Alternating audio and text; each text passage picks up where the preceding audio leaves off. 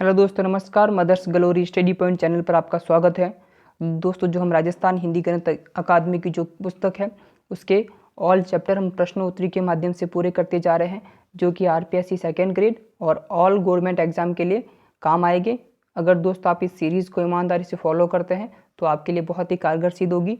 तो दोस्तों, जो आज का टॉपिक जो है हमारा वो है राजस्थान के राजपूत वंश में कछवा वंश। आज हम पढ़ेंगे कछवा वंश। वीडियो शुरू करने से पहले दोस्तों, अगर मेरा वीडियो पसंद आए तो लाइक, शेयर एंड सब्सक्राइब जरूर करना। तो शुरू करते हैं। आज का जो पहला क्वेश्चन है वो है कछवाओं की प्रथम राजधानी क्या थी। तो दोस्तों, इसका जो आंसर है वो है ऑप्शन नंबर अ, दोसा। दोसा कछवाओं की प्रथम राजधानी थी। दोस्तों, कछवाओं की दूसरी राजधानी थी जमवा रामगढ़। क्या थी? जमवा रामगढ़। और कछवाओं की तीसरी राजधानी थी आमेर और चौथी थी जयपुर। याद रखना दोस्तों, प्रथम है दोसा, कछवाओं की प्रथम राजधानी दोसा है, जमरावगढ़ दूसरी है, आमेर तीसरी है, जयपुर चौथी है। आगे देखते हैं, निम्न में से कौन से कछवा शासक ने मीणाओं को हराकर आमेर को अपनी राजधानी बनाया था। दोस्तों, ये सवाल जो है अभी हाल ही में पटवार में पूछा गया था कि कौन सा कछवा शासक ने मीणाओं को हराकर आमेर को अपनी राजधानी बनाया था। तो दोस्तों, इसका जो आंसर है वो है ऑप्शन नंबर स, कोकिल देव। कोकिल देव ने मीणाओं को हराकर आमेर को अपनी राजधानी बनाया था, आमेर को। और दोस्तों, जो दुले राय हैं, दुले राय ने मीणाओं को हराकर जमवा रामगढ़ को अपनी राजधानी बनाया था। ये भी तथ्य मोस्ट इम्पोर्टेंट है। दुले राय ने जमवा रामगढ़ को अपनी राजधानी बनाया था, याद रखना। आगे देखते हैं, मुगल अधीनता स्वीकार करने वाला पहला राजपूत शासक था। तो दोस्तों, इसका जो आंसर है वो ऑप्शन नंबर ब, बारमल। बारमल जो थे मुगल अधीनता स्वीकार करने वाले पहले राजपूत शासक थे। दोस्तों, इन्होंने 1562 ईस्वी में अपनी पुत्री हरकूबाई शाहीबाई मानमती का विवाह अकबर के साथ किया था। याद रखना, हरकूबाई, शाहीबाई, मानमती, तीनों ही नाम एक ही हैं। और जो दोस्तों सलीम जो हुआ था, जो आगे जाके जहांगीर बना, वो हरकूबाई का ही पुत्र था। आगे देखते हैं, अकबर ने किसे अमीर उल उमरा की उपाधि दी। अमीर उल उमरा।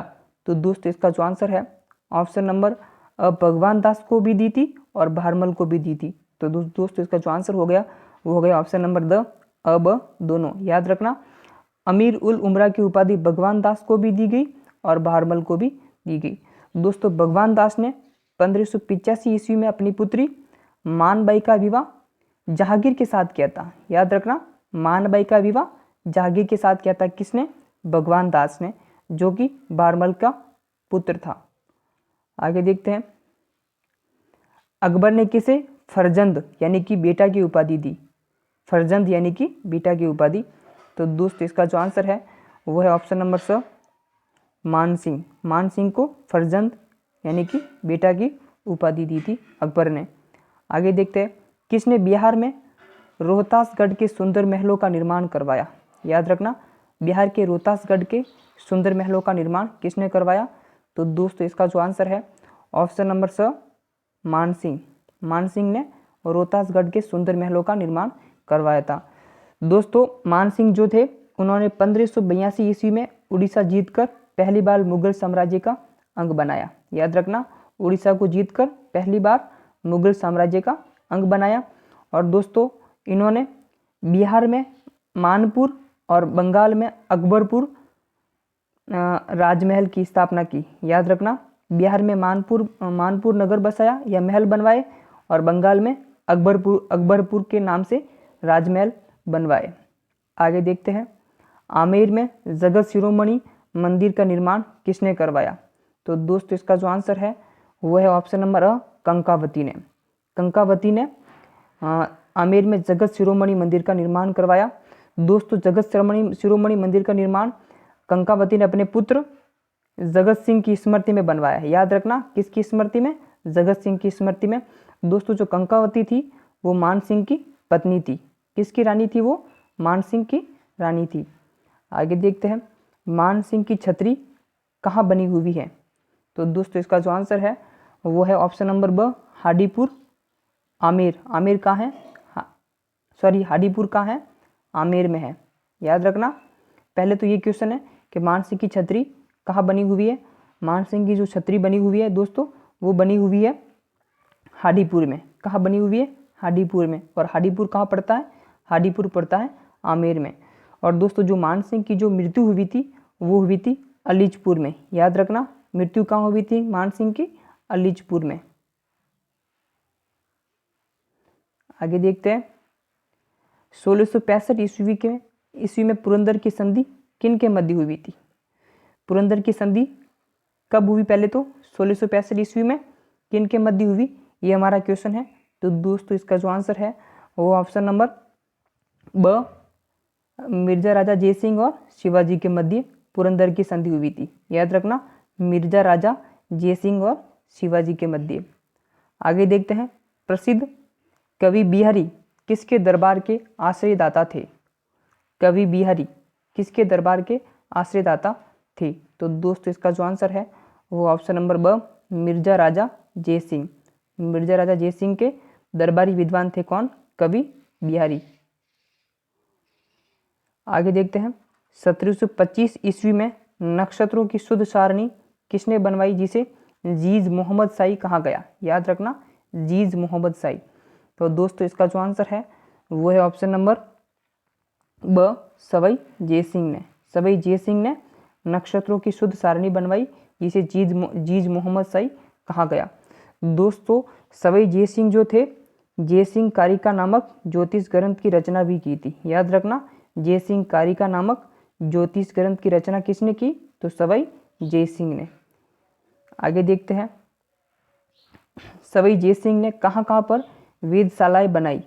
तो दे रखे ऑप्शन नंबर देखते हैं, जयपुर, दिल्ली, मथुरा, उज्जैन, बनारस। दोस्तों ये 5 ही जगह पर उन्होंने वेधशालाएं बनाई थी। याद रखना कौन कौन सी जगह है, ऐसा क्वेश्चन पूछा जाता है दोस्तों। क्वेश्चन ऐसा पूछा जाएगा कि किस जगह पर नहीं बनवाई गई है, और इनमें से एक ऑप्शन गायब करके कोई और ऑप्शन दे देगा।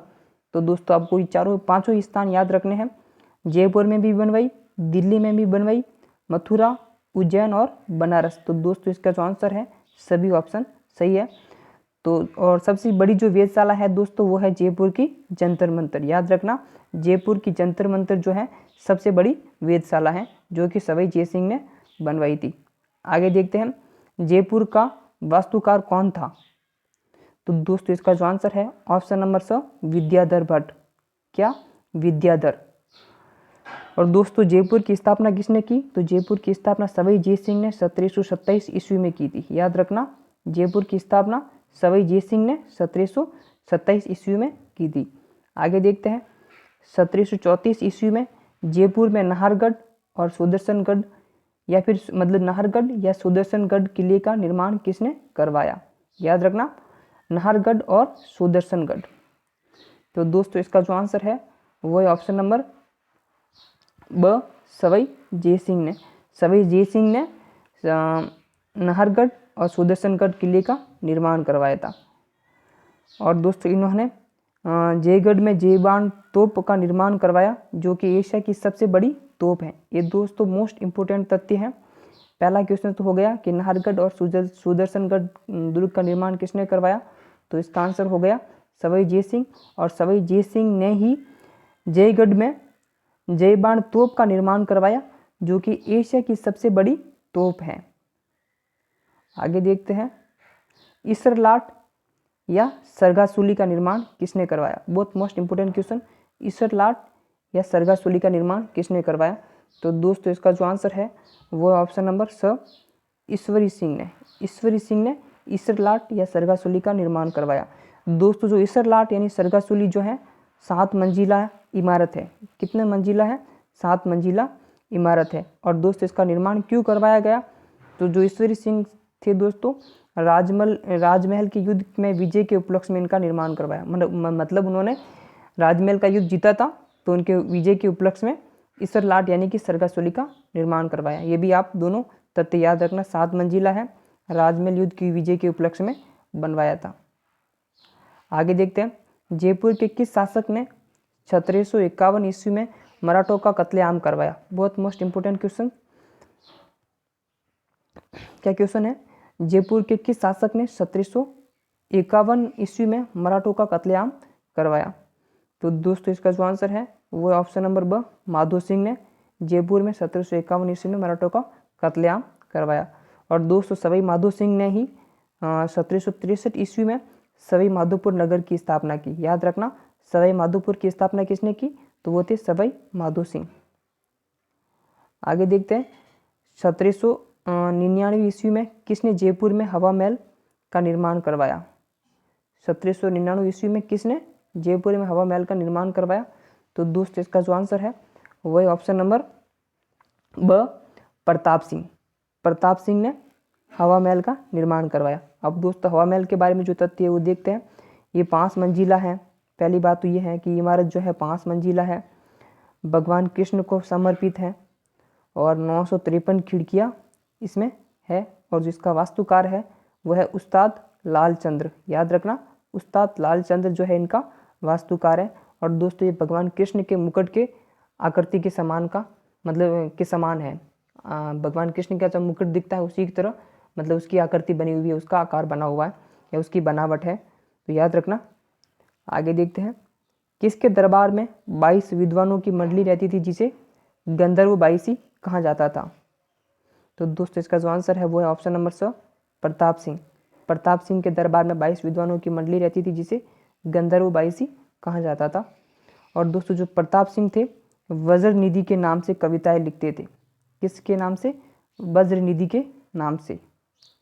आगे देखते हैं, अंग्रेजों ने सितार ए हिंद की उपाधि किसे दी? क्या सितार ए हिंद की उपाधि किसे दी? तो दोस्तों इसका जो आंसर है वो है ऑप्शन नंबर ब, राम सिंह द्वितीय को। किसको दी थी? राम सिंह द्वितीय को। दोस्तों राम सिंह द्वितीय जो थे 1857 की क्रांति के समय अंग्रेजों की तन मन धन से सहायता की थी और इसीलिए उनको ये सितार ए हिंद की उपाधि दी गई। और दोस्तों जो राम सिंह द्वितीय थे जब एडवर्ड पंचम जो थे जयपुर आए थे, मतलब जयपुर आगमन पर जयपुर को गुलाबी रंग में रंगवाया था। याद रखना, गुलाबी रंग में किसने रंगवाया था जयपुर को? तो वो राम सिंह द्वितीय थे। और किसके आगमन पर? एडवर्ड पंचम के आगमन पर। आगे देखते हैं, जयपुर के चंद्र महल में प्रसिद्ध मुबारक महल का निर्माण किसने करवाया जो मुगल राजपूत और यूरोपीय स्थापत्य कला का नमूना है? तो दोस्तों इसका जो आंसर है वो है ऑप्शन नंबर अ, माधो सिंह द्वितीय। माधो सिंह द्वितीय ने चंद्र महल में प्रसिद्ध मुबारक महल का निर्माण करवाया जो मुगल राजपूत और यूरोपीय स्थापत्य कला का नमूना है। और दोस्तों इसी महल में, मुबारक महल में, दुनिया का सबसे बड़ा चांदी का पात्र रखा हुआ है। याद रखना, चांदी का सबसे बड़ा पात्र कहाँ रखा हुआ है?